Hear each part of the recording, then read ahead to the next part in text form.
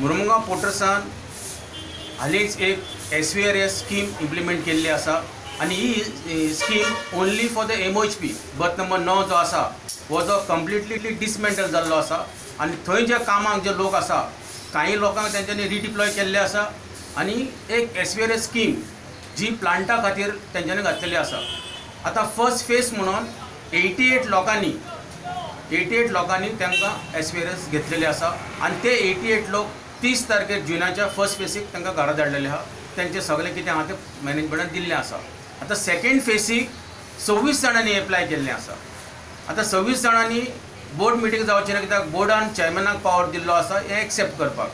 आतां तांकां आमी आयकता ते भाशेन 31 जुलयाक तांकां धाडपाचें आसा.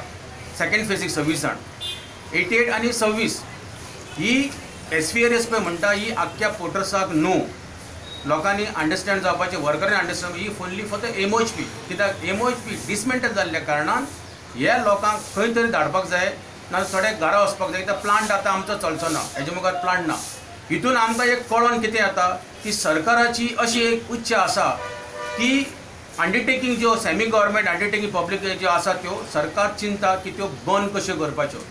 कित्याक आतां काही लोक जे आसा प्लांटार ते 3 म्हयन्यांनी 4 म्हयन्यांनी रिटायर जायत वयतले आनी मुखार MPTन व्हडलोसो लोक आसचो ना. कित्याक एका तेंपार MPTन 5,500 ते 6,000 लोक आसलो. आज एप्रोक्सिमेटली म्हणल्यार 1,800 सुमार लोक आसा.